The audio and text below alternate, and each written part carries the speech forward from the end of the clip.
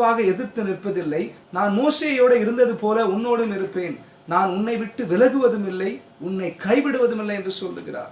நீங்க நினைக்கலாம், நான் மோசேயை போல இல்லை, யோசுவா போல இல்லை, சாமுவேலை போல இல்லை அப்படின்னு.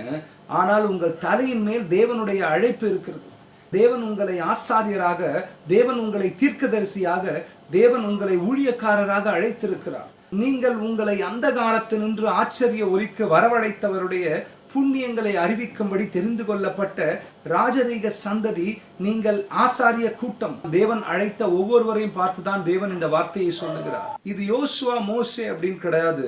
தேவன் யாரையெல்லாம் அழைத்திருக்கிறாரோ அவருடைய சித்தம், அவருடைய தெரிந்து கொள்ளுதல் யார் மேலெல்லாம் இருக்குதோ அவர்கள் எல்லாருக்கும் சொந்தமான வசனம் இது. உங்கள் மேல் தேவனுடைய அழைப்பு இருக்கும் அப்படின்னா அந்த திட்டம் முடியும் வரை எந்த எதிர்ப்பும் உங்களை அழித்து விட முடியாது. அந்த அபிஷேகத்தின் ரகசியம் என்ன? உங்கள் மேல் இருக்கிற அபிஷேகத்தின் ரகசியத்தை நாம் தொடர்